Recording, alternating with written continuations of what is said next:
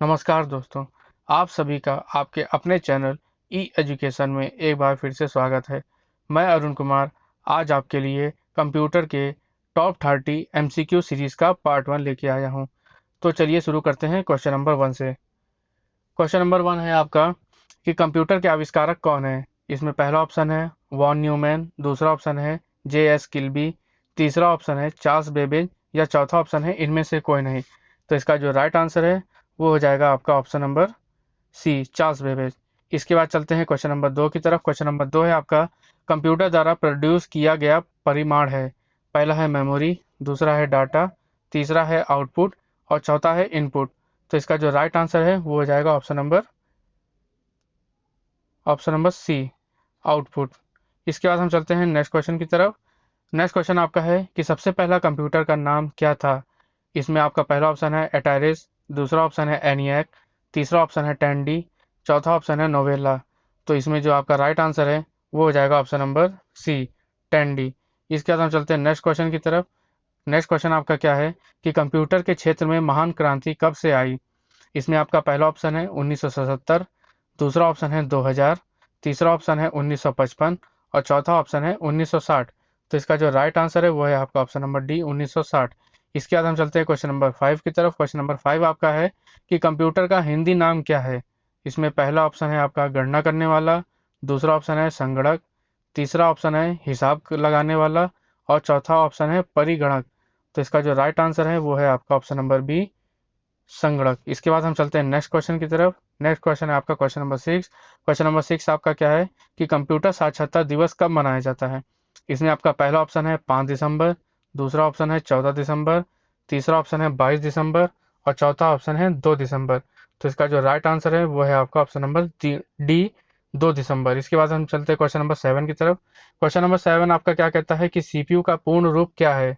इसमें आपका सीपीयू का फुल फॉर्म पूछा गया है। इसका पहला ऑप्शन है सेंट्रल प्रोसेसिंग यूनिट, दूसरा है सेंट्रल प्रॉब्लम यूनिट, तीसरा है सेंट्रल प्रोसेसिंग यूनियन और चौथा है इनमें से कोई नहीं। तो इसका जो राइट आंसर है वो हो जाएगा option number A, central processing unit.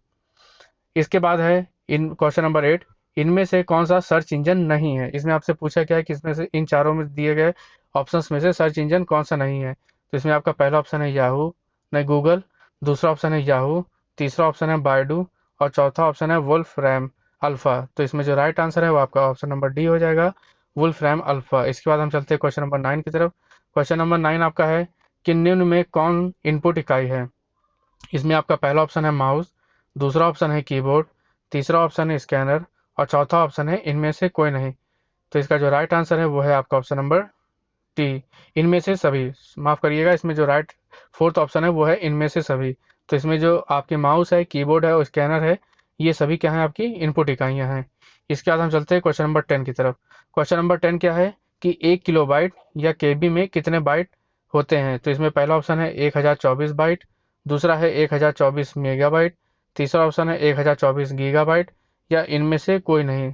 तो इसका जो राइट आंसर है वो है आपका ऑप्शन नंबर ए, 1024 बाइट। इसके बाद हम चलते हैं क्वेश्चन नंबर 11 की तरफ।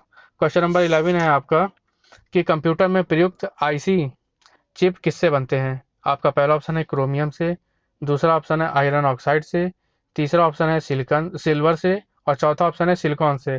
तो इसमें जो राइट आंसर है वो है आपका ऑप्शन नंबर डी, सिलिकॉन से। जो आपके सिलिकॉन और जर्मेनियम होते हैं ये आपके सेमीकंडक्टर्स होते हैं जिनका कि प्रयोग क्या होता है आईसी के रूप में किया जाता है। इसके बाद हम चलते हैं क्वेश्चन नंबर 12 की तरफ। क्वेश्चन नंबर 12 क्या है कि इंटरनेट के पते में पद एचटीटीपी का सही विस्तृत रूप क्या है।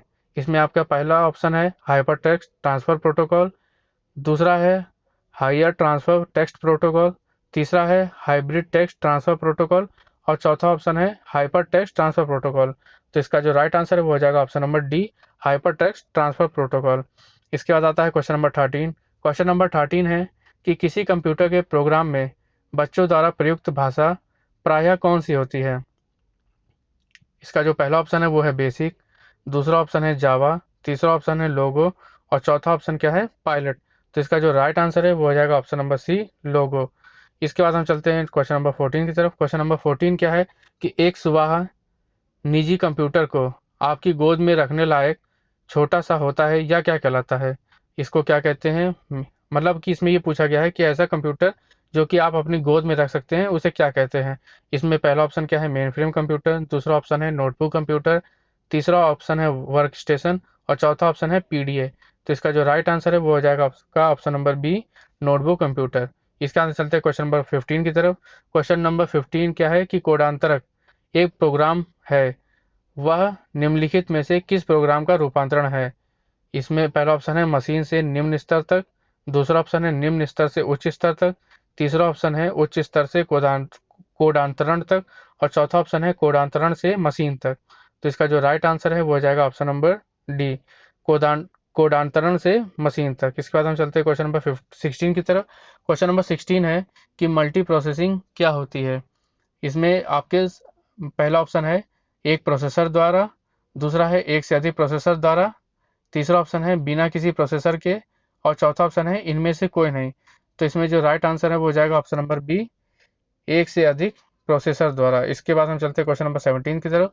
क्वेश्चन नंबर 17 है निम्नलिखित में से ऑप्टिकल मेमोरी है। इसमें आपसे ऑप्टिकल मेमोरी के बारे में पूछा गया है।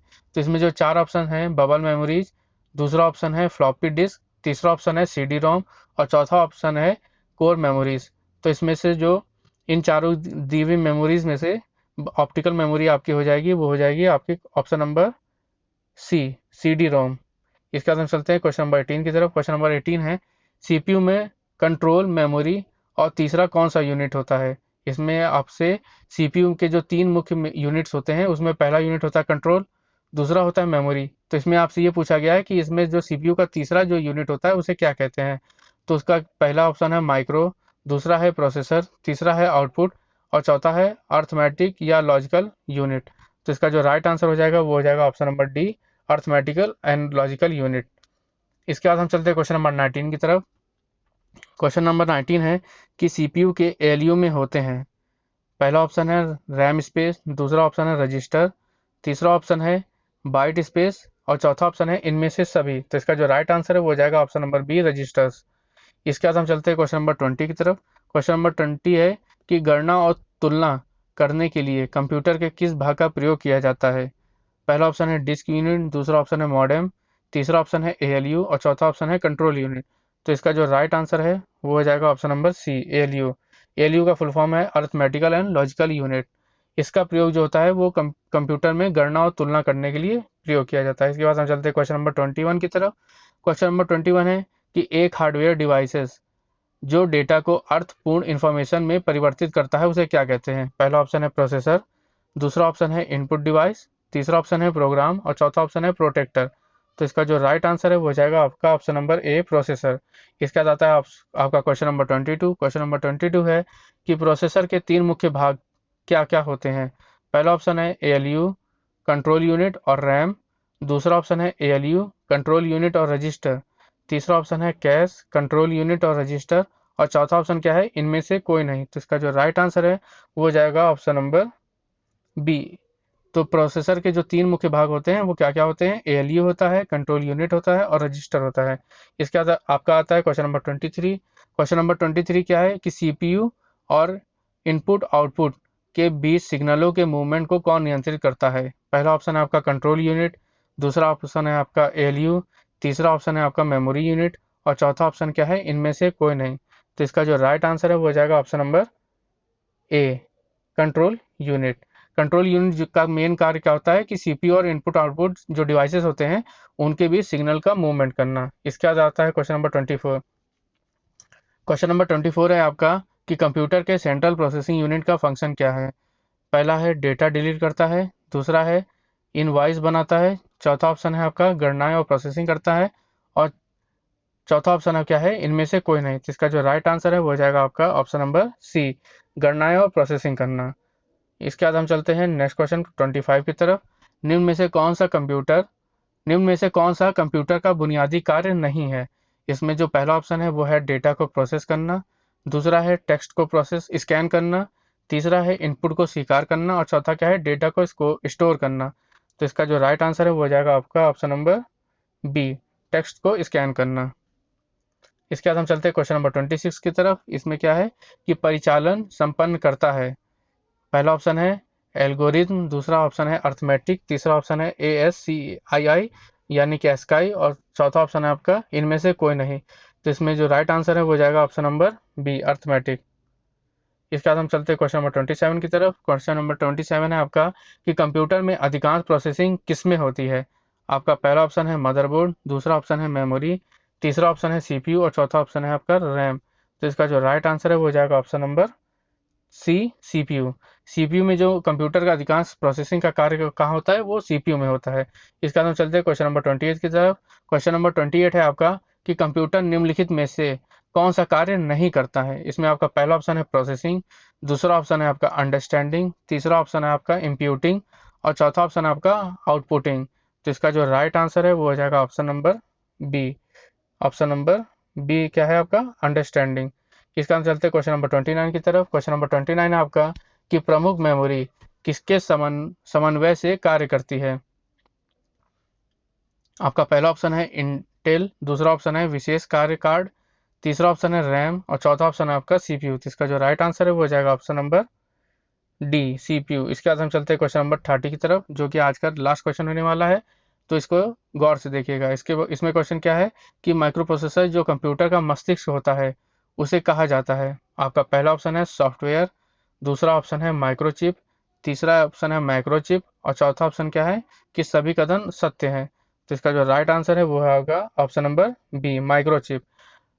तो इसी के साथ हमारे आज के कंप्यूटर के टॉप 30 MCQs का पार्ट 1 समाप्त होता है। हमारे साथ बने रहने के लिए धन्यवाद। हमारे चैनल को लाइक सब्सक्राइब जरूर करें और हमारे फेसबुक पेज को भी ज्वाइन करें ताकि आपको हमारे चैनल की अधिक से अधिक अपडेट्स मिलती रहें। धन्यवाद।